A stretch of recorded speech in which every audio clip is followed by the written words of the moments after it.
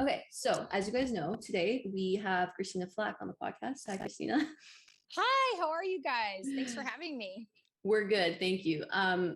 So we are really excited to have you on. You are such an interesting person. We did some research. We've heard you on other interviews and podcasts.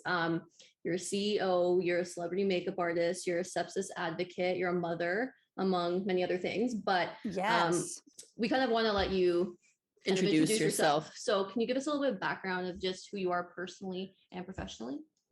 well, you're right. My name is Christina Flach. I am the mother of 5. I am also a CEO and a celebrity makeup artist. And I think you guys said everything. I got it. I kind of did the brief overview. Yeah, exactly. You guys did great.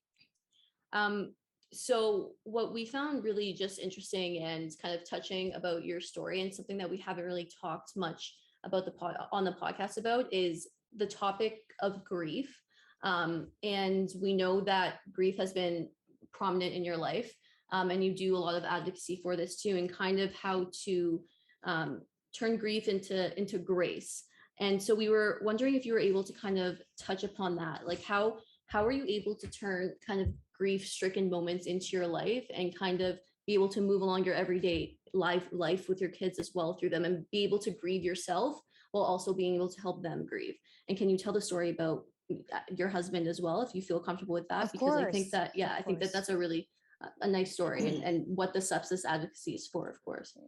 Okay, so the first question I'll answer. I think the hardest part, you never know when someone's going to pass away. You just in my husband's case, he got sepsis, he got bronchitis, which turned into pneumonia, and he became septic, and he passed away in 4 days. So it wasn't like I was prepared with a disease. Like, he didn't have cancer, and so it was very fast and shocking. So I was in such shock after it happened, and I was so sad and angry and all these different emotions and scared. And my daughter Melania had said to me, Mom, you just have to be grateful for the time with Daddy. That's all you can do. And I think for me, grieving now, moving forward, I think if you are grieving and you're grateful for the time that you have with whomever, we all, it's so funny. I hear people all saying, well, if something happens to my husband or wife, it's not an if, it's a when. Everyone is going to die one day. And we don't think it's going to happen, but it does happen, and it can happen anytime. And I think that's why I try to live my life to the fullest every day and tell everyone that I love you. And I don't like wasting time with people. And if people are not going to be a positive influence or in my life, I just don't waste time. And so I think regarding my husband, Ken, was a professional tennis player. And so after he was number 1 in the world with his partner, Seguso. So after he passed away, the Sepsis Alliance contacted me and asked if I'd be willing to raise awareness for sepsis and to honor Ken. And I thought about it for a minute, and I thought that would be great. I don't want anyone else to lose their person because they didn't know what the signs of sepsis are. Right. And so the sepsis, if your listeners want to go to sepsis.org, they scroll down, sepsis.org. If they scroll down a bit, there's a little timetable thing that says time. And what time is T is for temperature. You can be incredibly hot or incredibly cold. I is for infection. M is for mental decline. The I for the infection. There's infection in some place in your body, whether it be an infected tooth or a cut, or in my husband's case, bronchitis, which turned into pneumonia, which became septic. And the mental decline is that it's hard to rouse them. They're just having a hard time clearly. And E is for excruciating pain. You feel like you're dying because you are. You're in so much pain. Sepsis is an infection of the blood that attacks your vital organs. So if you can get tested immediately and get to a doctor, they'll put you on an IV antibiotic.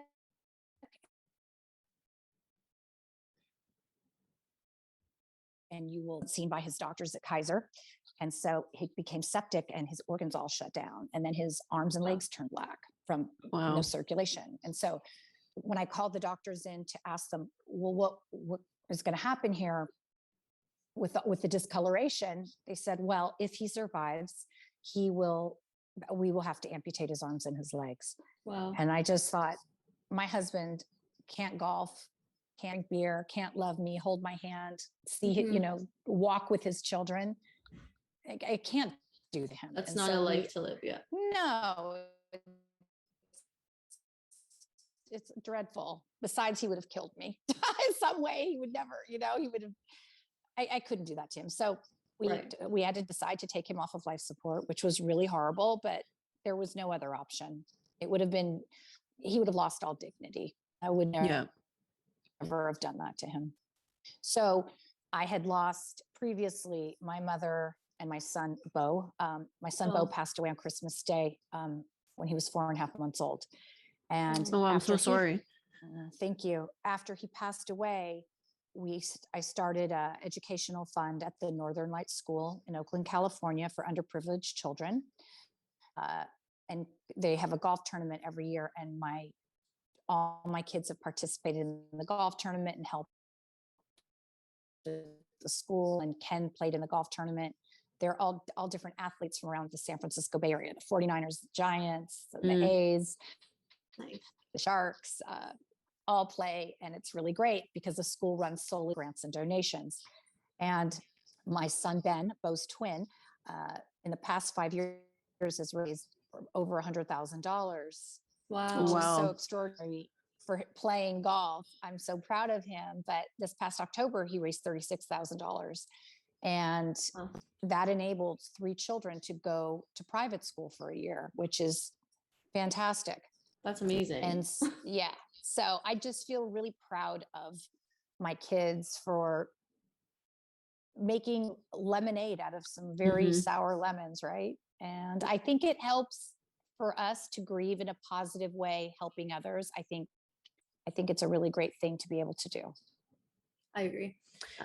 Go ahead. No, I was going to say, speaking truthfully, we've spoken about this in the podcast before, how me and Sam have never really experienced grief before in our family, and how you said, how people say, oh, if this happens or if this happens, I'm a victim to that, because I almost close myself off the thought of anybody close to me dying. So my grandfather, for example, is my best friend, and he'll always be like, oh, when I pass. I'm like, no, not when, you're not going to pass. But that, I feel like that does you more harm than good, because you're kind of you're almost just putting a block not up. Real.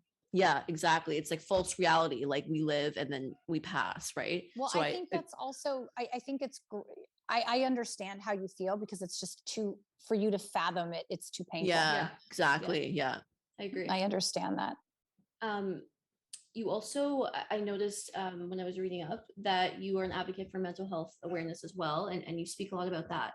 Can you, this is kind of how I think of grief sometimes too, to a certain extent, is that, if people who are dealing with depression and anxiety, they're kind of grieving themselves. And we've talked to people on here who have talked about their depression and anxiety, and almost like they're grieving not a past life, but a former self, if that makes sense. So they're grieving the person that they need to be, and they're kind of just really sad and depressed of what may be to come. Have you ever experienced something like this? Do you have any experience maybe with your kids who've experienced something like this and can talk on that type of kind of depression and anxiety side of things? Yes, I'm kind of dealing with a friend of mine right now that's dealing with the grieving of past relationship and past relationship. And I just think not everything lasts forever. Some things they last for, what is it, a minute, a season, or a lifetime, or a lesson. Right. And so I just feel that you need to live in the present and enjoy what you have go on now. And looking back, it's just a waste of time. Because you're not going to be able to experience beautiful things now if you're constantly living in the past, right? Right. So, and oh, sorry, go ahead. No, finish. And so I don't know. I think it's just important. And I think maybe because I've had so much loss, I realize the importance of not wasting time of living in the past. I could easily be sitting talking about my husband my life that I had before with him and how we would travel and we would do all these things. And of course I miss it, but that's just that's not living life. That's like it's like being dead. You're not really living. Yeah. And That's very true. so I think I try to not think about what I had, but what I have now, and to be grateful for what was before. And I think, grieving, when I talk about grieving in a positive way, it's more about doing things for others and trying to be grateful for whatever it is that you had, but moving on to experience new love and new life. Right. No, I really like that. And that kind of brings a point to what we talk about a lot, and that's mindfulness and just kind of being present in the moment. Do you have any like tangible, I guess, routines that you do to keep grounded, to keep mindful? We talk a lot about this stuff on here, and we have people come on, they tell us all sorts of things they do, but as someone who's dealt with a lot of grief, what are your tangible routines or tools that you do to keep mindful, to keep grateful in the moment for what you do have right now, your kids and the experiences that you guys have now? Right. So it's really, I think the beginning stages of grieving are very painful and difficult. And you just are trying. I remember I kept saying all the time, I just want to feel normal. I just want to feel normal. Yeah. And I remember my agent called and I said, just get me on a photo shoot as soon as possible. And so 7 days after my husband passed, I went and did a photo shoot for Third Love. It's a laundry brand here in the States. And I was not okay, because my photo shoots are always my happiest place. So I thought, okay, if I can get on set and do a shoot, I'll feel normal again. But guess what? I got there and I wasn't normal. I was such a mess. And I really had to learn. I like to get things done and speed things along. I'm very impatient. And so I just kept thinking, well, what do I have to do to get normal again? And I really had to take a minute and learn to just sit in this yuck. And I remember just thinking it was really important for me to try and not get too hungry, too tired, too thirsty, and not work out. So if I knew I was getting a little overwhelmed, okay, did I eat? Did I work out today? And I remember working out twice a day, going and doing a walk or a hike or ride my horse or go to yoga or Pilates. I did something because it would kind of soften the anxiety and the stress. So that was helpful. Okay. And then just knowing that time was the only thing that was going to help to get better. And it's okay. You just have to, and being grateful. I did a lot of meditation. I prayed. I took a lot of hot baths. Just doing things that made you feel good, kind of made your mind feel a little bit at ease. Yes. I made sure that my home, I would make sure there were flowers, candles that smelled nice. I really just tried to make my life as pleasant as I could when it was just feeling so yucky. Right. No, and I do agree. I think that we are our biggest critic when it comes to when we're not feeling well, right? If we're like out of routine, we're like, why are you like this? But if we was with a friend, like you said, or a family member, we'd want to nurture them and want to make sure that they're the best taken care of. But when it comes to ourselves, we kind of push that away. So I think doing things, even little things, like you said, taking a bath is so important just for mental health. Absolutely. And then I work with healers and therapists to try and figure out all this that was going on, because it was so overwhelming, because of who my husband was. My grief was a lot more public than most people. Right. Not everyone is like, they had a Ken Flach golf tournament at the Indian Wells tennis tournament in Palm Desert. And they invited me to give out the trophy to the winner of the golf tournament. And I did. And then they had a beautiful, on the year anniversary, a video memorial in the stadium of 20,000 people.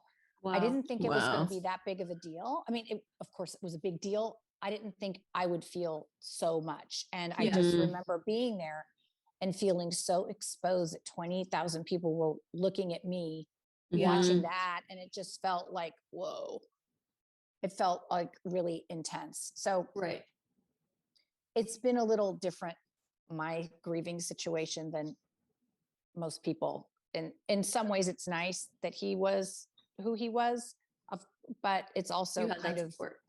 Right. It was so great because the tennis community was so supportive and kind.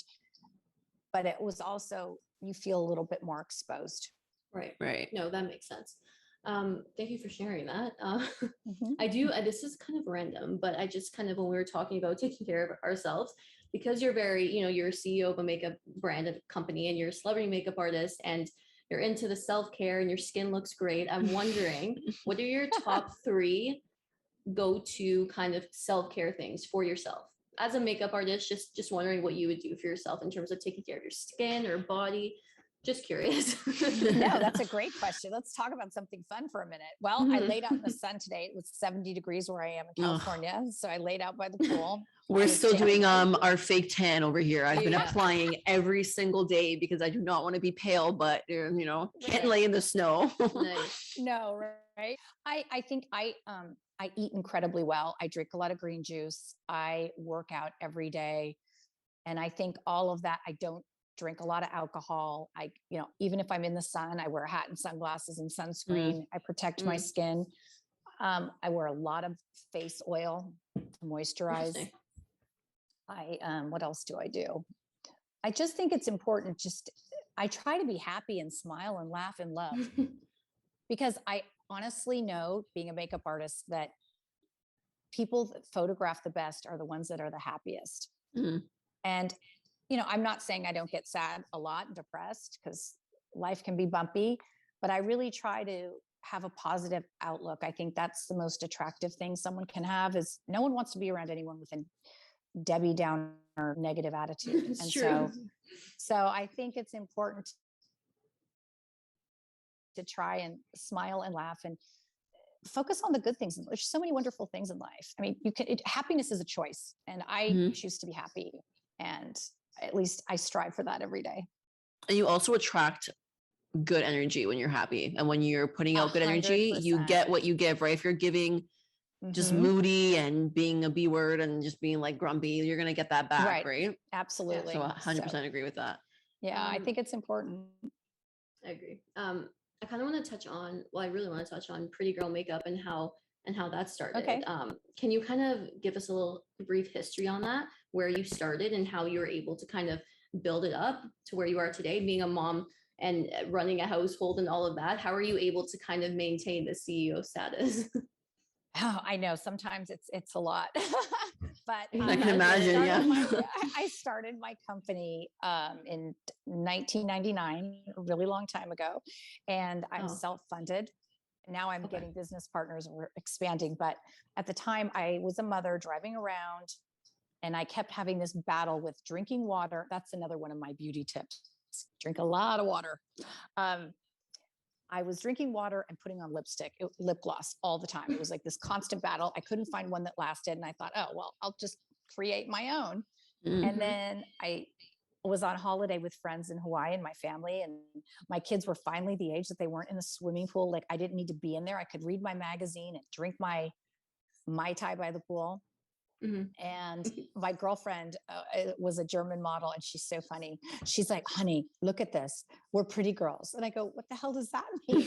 And she said, it means that no one knows we're mommies for 5 minutes. And I just thought that was the funniest thing I ever heard. I go, that is what I'm going to call my company. So that's how I named it. And then that's so cute. So I worked with a beauty chemist for about I thought it was going to take like 2 weeks, right? No. It was so crazy. I worked with this beauty chemist for over a year, formulating the texture and then the colors. And I have girlfriends and family, all different shades of the rainbow. And I wanted my products to look good on everybody, because I only was able to make, 6 or 7 at the time. And so I would try it on all my friends, and I'd take notes and then send it back to the chemist. And so it took considerably much longer and more money and everything. And I tell my kids this, and anyone that asks about what to do in their life, whatever it is that you're doing, you have to really love it enough that you would do it even if you weren't getting paid, and then figure out how to get paid a lot. So I love being a makeup artist. I have agents. I have 3 different agents that book me jobs. And I love doing that. But I'm running my company. It's very, being a makeup artist, you don't work 5 days a week. Sometimes you work 1 or 2 days a week, and sometimes it's on the weekend. It's very erratic. Mhm. And so having the stability of a company I really like that, because I want Right. to have something consistent. Consistency. And so, Yeah. yeah. And so it's fun, like on days that I'm on a photo shoot for a couple days, and then I get back into my office, and then it's like, I'm so glad to get out of my office and get on a shoot. So it's a good balance for me. You get And the I'm best kind of of, both worlds. absolutely, I'm kind of a gypsy. I love traveling. I like meeting new people and being in a different place. I would have a really hard time being someone that goes and sits in a cubicle all day long. It would feel Mhm. like jail. No, for sure. And I guess I kind of want to know too, this is also something that we talk a lot about on the podcast, is that step towards starting a business. Mhm. I know you mentioned that you had a love for makeup, so of course like that natural passion kind of Right. propelled you to start. But for Mhm. people listening, what would your advice be for someone who wants to start a business, someone who has an idea, but maybe they're too scared to take that leap, whether it be financially or just scared that they're going to fail in general, that Mhm. fear of failure? Okay. I think the first thing that, fearing of failure is not trying. I would be more afraid of not trying than doing something that I hate doing. So I would throw that out first. The failure thing, failure to me is not trying. So that I like problem's that. gone. I do like that Next, too. yeah, the next problem I would say is, if you have a normal job, but you love being a florist, you can start doing it after work or on the weekends. And then it's not not everyone is, I was very lucky that I had a husband that made a lot of money and Mhm. will just help me start my company. So Right. not everyone has that luxury, and I know that. So I Mhm. think I would start off just doing it as a part-time thing, or maybe going to work. If I'm going to use florist again as an example, but maybe working part-time in a flower or shop, if you like that, and see if you really do like it. And then know that you're not going to make a lot of money at the beginning. You're Mhm. just not. I mean, some people do, but you can't go into it thinking, oh, I'm going to be making, half a Right. million dollars first year. Mhm. You have to let So the I think passion drive. realistic, absolutely. You have to love it enough. You're like, I don't even care if I'm not getting paid. Yeah. Mhm. I did a lot of photo shoots, you guys, for free a long time. I did, but it gave me experience. Yeah. And then sometimes it turned into being in a magazine. And I still do passion projects I have a friend that's a photographer. And so we worked on a documentary with Jaylen Brown. He's a basketball player with the Mhm. Boston Celtics. And then we did another documentary in Los Angeles with this boxer who had a very interesting life story. Cool. He was homeless. His father was in jail for murder and drugs, and the mother was, all this terrible childhood. But he is now an incredibly successful boxer, and he's found God, and he has a really interesting life.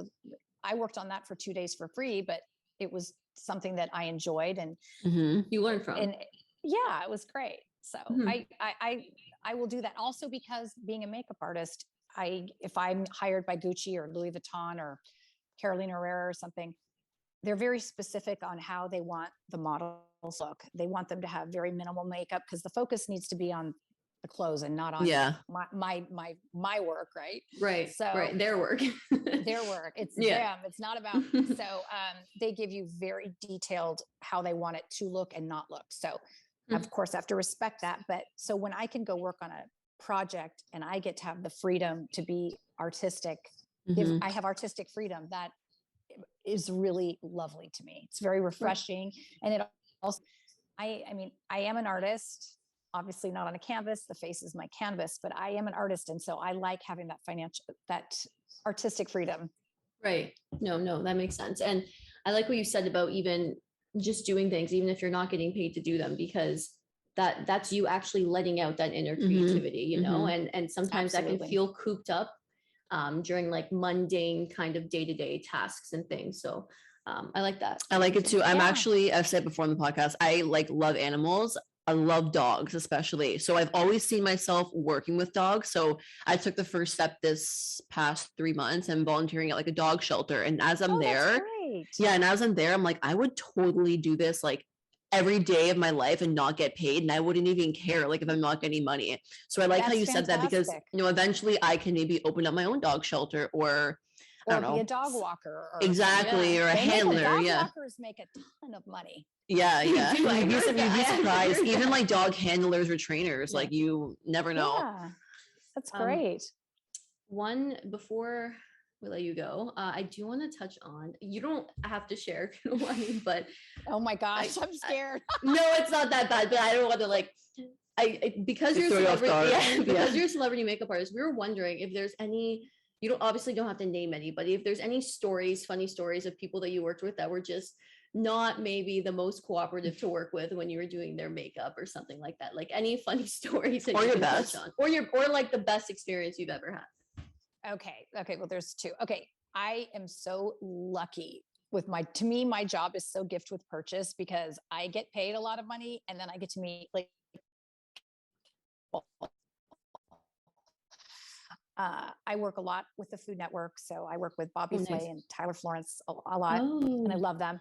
Tyler I Florence love Bobby is- Flay. I was just He's watching Bobby hilarious. Flay. How are you? He's great. He's really nice. He made me one day I had been told he was difficult. So I didn't know what to expect, but he couldn't have been nicer. He was super funny and he knew who my husband was.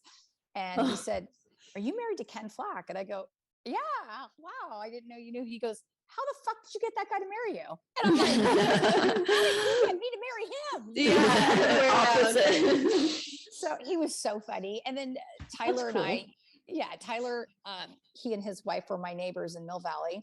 And so they're like, my kids call them Uncle Tyler and Poland. And so I spent holidays with them. And so we just did a TV series, a pilot for a TV series for the Food Network that hopefully gets picked up. So that'll be fun.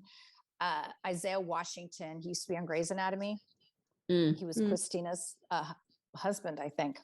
Okay. Anyway, yeah, I did a TV series with him called Kitchen Talk, and that was super fun. And he was hilarious. It was a talk show in the kitchen. It was super fun. Okay. Oh, cute. Yeah, that's Yeah. nice. It's like, if you think about it, all interesting conversations happen in the kitchen. So That's true. actually Like so while you're true. cooking or even just chilling in the kitchen. Like you Yeah. walk in the house, straight the person Straight kitchen, yeah. The room you go for is a kitchen, yeah. Absolutely. So I did that with him, and he was so funny. He always wanted to make sure that I was nearby, and so he would be like, "Christina, where?" Like he always like yell for me. And the producers said when they were editing, they had like 20 different hearing Christina like screaming. Touch-ups. Who else? I just worked with the CEO of Ford Truck. Oh, United wow. States last week, and then I had the new CEO. She's a French woman of Instacart. okay. I've heard of Instacart. Same. Yes, I worked with Hilary Swank. I love Hillary. I Yes, saw same. that. I saw that you worked with Hilary Swank. I'm like, damn, I love Hilary Swank. Yeah, That's cool. Condoleezza Rice was amazing. She's a big golfer, so she's fun. I've worked with Metallica and Journey. I've been so lucky. Johnny Weir. Oh God, love him. He was a professional ice skater. Okay. He was so much fun. I loved him to pieces. So I don't That's know. amazing. They're all my favorites. All your I love them favorites, all. yeah. They're all my favorites. I love them all. I couldn't pick one that I love best. They're all special to me. That's so nice. Like on the outside, from the outside looking in, you hear like celebrity makeup artists and you think like it's like an environment where, I don't know, it's like very rigid and, you know, like I would everything think needs to be that perfect. too. I would think that celebrities want to look like a certain way. So they're very like, which this, that. may be true. It does but make sense too, because like, you know, you're being photographed or on television or whatever, but it's nice to see that they're all just they're like regular people. Yeah. I know that's cliche Yeah, to say, I think but most of them, like, I think most of them that I've worked with let me kind of do what I want. that's nice. I mean, I always ask them, okay, is there anything specific that you want or not want? And then, but they usually just say, do whatever. They know, how do I say this? When their face is more important to me than it is to them sometimes, because Right. it's my work. Yeah. Right. Out there. It's a I reflection of care- you a little bit. Yeah. Right. So I care about how they look, like as much, if not more than they do. So they trust that I'm going to do the best job I can and make them Right. look like the best version of them. So, and a lot of them, you know, they've been doing this for so long, they just know, like, let me do what Just I need to do. let the makeup artist do her job. Yeah. Yeah, it's nice. Makes It's hard to having clients that are so controlling is really, really awful. because and some people, it's interesting, it doesn't even need to be famous people, it's actually civilians, I'll say, are oftentimes more difficult because they do their own makeup and they're used to looking a certain way. And if my interpretation is so different, that they feel really uncomfortable looking so different that they don't like it. So Right. I always have to make the person feel good about how they're looking. And sometimes I really won't agree with the eyeshadow color or like the way they want their liner or something. But the more important thing is them going out there and doing their job, and they have to feel comfortable doing it. And but that's the weird thing. Sometimes I'm like, are we even looking at the same thing? Like, how do they think they look good like that? But no, yeah, this makes sense because when I used to get my makeup done at Sephora, I would go home and wash it all and be like, what did you do to my face? Because like a certain way back, like I like, yeah, or because maybe they thought that like my lips look better underlined, but I like to overline them, or my nose contour. So I'm like, you changed my whole face. This is not how I want my face to look. But well, that's the thing, that the makeup artist has to listen to the client. I mean, it's imperative. You just can't, unless they tell you just do whatever. I don't do whatever you want. Yeah. But if they, for you, like if I was doing your makeup, I'd be like, okay, do you like your lips? What do you want?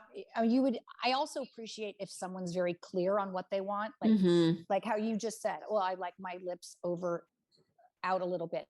And that's always helpful. If someone's clear on what they want, I would prefer that. Yeah. No, for sure. Makes sense. Okay. I mean, do you have any other questions? No, I think you covered it all. I know we kind of like we spitfired a lot of stuff there. Thank you so much for coming on and talking to us. Oh my God, it's my pleasure.